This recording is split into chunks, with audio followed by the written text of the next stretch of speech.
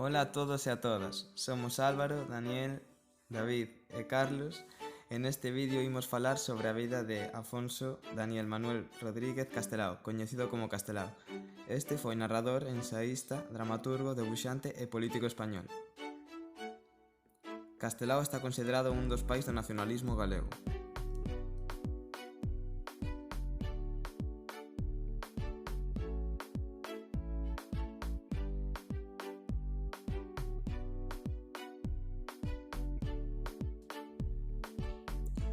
Naceu o 29 de xaneiro de 1886.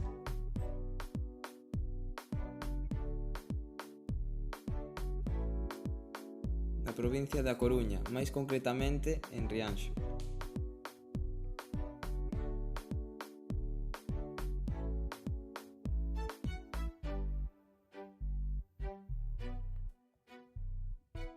No mesmo ano do seu nacemento, o seu pai emigrou a Argentina, deixando ao fillo ao coidado da súa nai e dos seus avós maternos.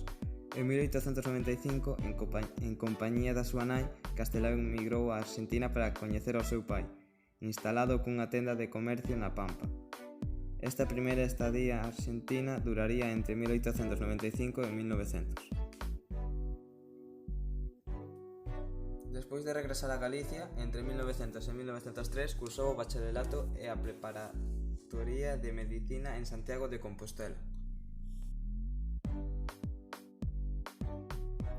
Unha das frases máis famosas de Castelao foi: "Estudei medicina por respeto ao meu pai, pero non exercín polo ben da xente".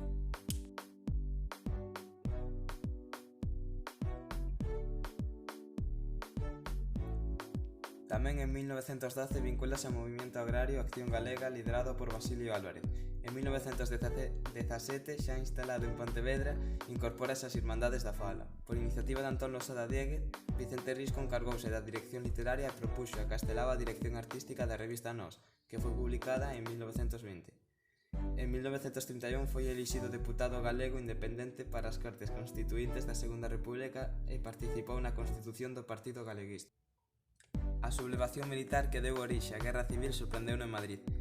En 1936 tivo que instalarse en Valencia e posteriormente en Barcelona. Finalmente partiu a Bos Aires en 1940. Morreu en Bos Aires o 7 de xaneiro de 1950. Posteriormente, en 1984, os seus restos foron trasladados de novo a Galicia e agora descansan no Panteón de Galegos Ilustres.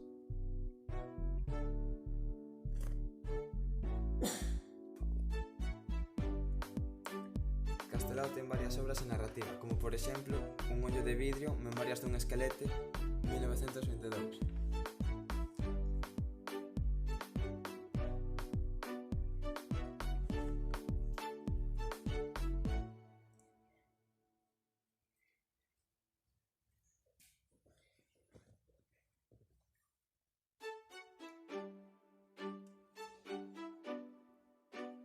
Outra obra narrativa é Cousas, en 1926. No aspecto de teatro, o máis importante é Os vellos non deben de namorarse, 1941. E por último, o ensaio máis importante de Castelao é Sempre en Galiza, 1944.